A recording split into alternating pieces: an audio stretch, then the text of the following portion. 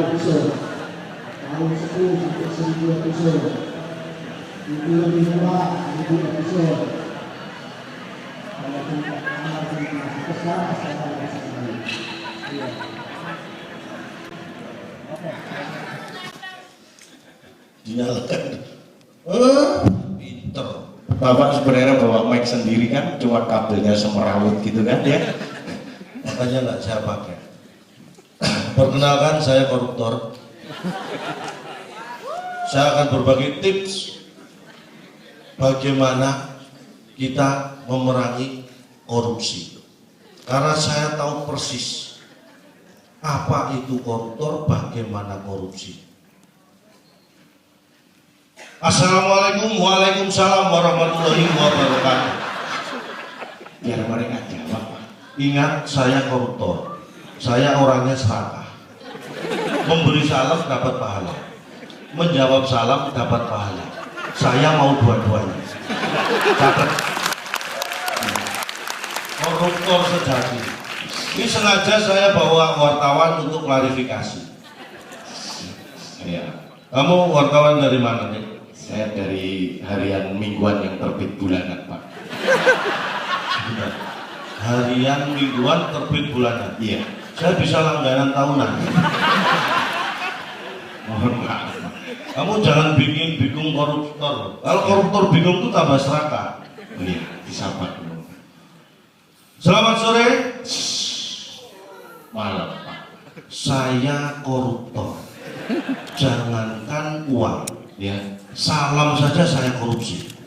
Pak. Harusnya malam saya korupsi jadi sore. Oh, ya. Catat. Siapa? Anda perlu tahu, walaupun saya nggak perlu ngomong. Orang-orang tahu dari mana? Kalau Bapak nggak ngomong terus saya nyambut apa? Gue kalau dipaksa Nama itu Pak saya takut biar itu biodata. Ya. Tanggal lahir saya itu 7 Oktober. Tercatat di catatan sipil. Iya. Itu pun sebenarnya saya korupsi. Maksudnya? Kalau tidak saya korupsi, saya harusnya lahir tanggal 5 atau 6. Tapi ada keuntungannya saya korupsi. Kenapa? Akhirnya saya lahir tanggal 7. Coba kalau nggak saya korupsi, Jadinya? saya tanggal 5, tanggal 6, tanggal 7 lahir terus. Nggak bisa Pak. Nggak bisa ya? Kuliah di Bali di mana? Udayana. Bali. Enggak kuliah. Maksudnya? Loh, saya waktu mau kuliah, orang tua saya bilang, udah ya nggak usah kuliah. Itu loh. Bapak saya berpendidikan tinggi dong berarti. Koruptor tidak perlu berpendidikan tinggi, tapi harus bercita-cita tinggi. Oh. Pada prinsipnya semangat saya dan Anda itu sama, memerangi kemiskinan. Hanya saya baru tahap belajar, jadi saya egois. Maksudnya? Memerangi kemiskinan diri saya sendiri. Mungkin Anda sudah berpikir lebih luas. Jadi segala Hargailah koruptor, baru belajar. segala sesuatu dimulai dari diri sendiri. Diri di sini. Tapi ingat, catat ya, siapa sih sebenarnya koruptor? Siapa? Siapa Pak? Hanya kebetulan. Kalau calon hanya kebetulan koruptor. Koruptor itu bukan orang yang korupsi, tapi orang yang ketahuan atau ketangkep korupsi. Karena kalau nggak ketahuan, mereka masih pejabat atau apa, bukan koruptor. Jadi koruptor setelah ketahuan. Itu bedanya. Aktivitasnya mungkin sama, korupsi, tapi nama itu muncul setelah ketangkep atau ketahuan. Jadi berkaitan. Catat. Iya ya Pak. Kamu nyatet apa makan? Susah Pak sampai kok santai. Belajarnya untuk memberantas korup ini lebih jam standby gitu. Untuk memberantas koruptor nggak? Ini kamu kemana sih? Untuk memberantas koruptor, ini Bapak sederhana sebenarnya. Maksudnya?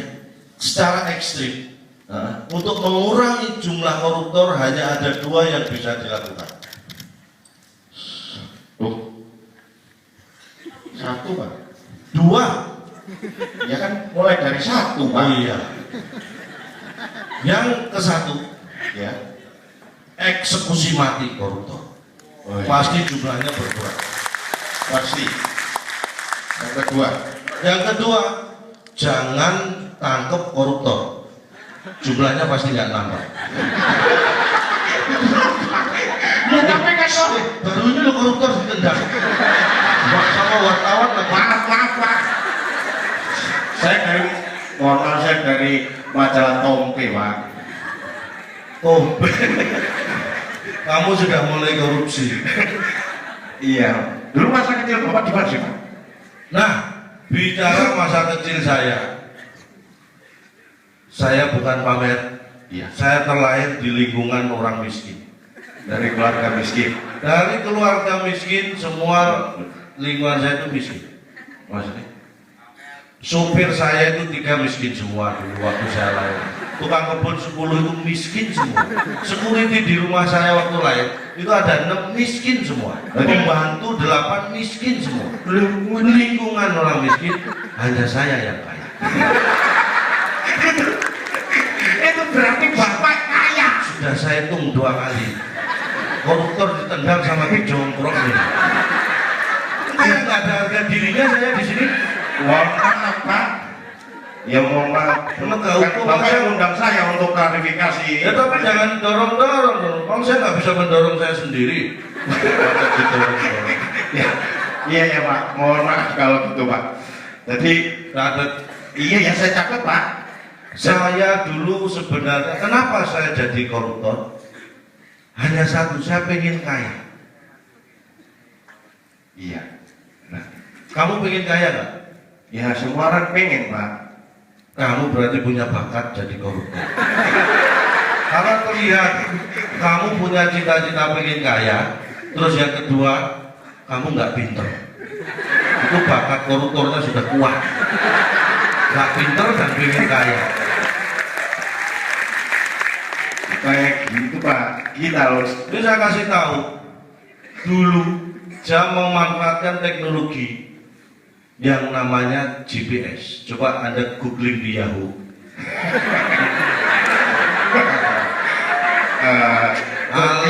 Googling itu di Google Pak. Nggak di Yahoo. Silakan Anda yaring di Yahoo. Googling. Oh Pak, tadi 3 kali. Tadi nendang, dorong, sekarang kamu ngatur-ngatur koruptor. Terserah saya mau. ya Pak, saya jangan ditersangkakan loh Pak. Mohon maaf. Kamu bisa saya pra-peradilankan. Belum ngapa-ngapain Pak. Ini yang nggak ketawa juga bisa saya pra-peradilankan. Kenapa salah apa Pak? Apapun yang mengganggu privasi koruptor bisa saya pra-peradilankan. Mereka nggak ketawa kenapa salah Pak? Nih, apa? Mereka ini nggak ketawa kok di peradilan. Kenapa? Kamu kayak yang subur. Mohon maaf Pak. Mereka nggak ketawa. Karena Anda tidak ketawa itu berarti sudah melakukan tindakan yang tidak menyenangkan terhadap saya. Itu bisa saya tutup. Loh, saya berusaha menyenangkan Anda ketawa aja nggak mau. Kan nggak menyenangkan saya. Ada pasal. Ada pasalnya itu. Kalau nggak ada ya diadakan. Kan masih ada sapi. Mohon maaf Pak. Ya.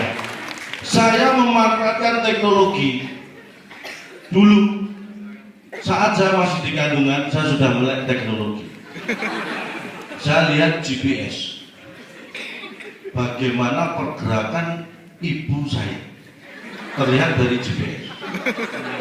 Saya amati mulai pagi sampai sore menjelang malam, ya, itu keliling Jakarta. Tapi malam sampai pagi di pinggiran Ciliwung.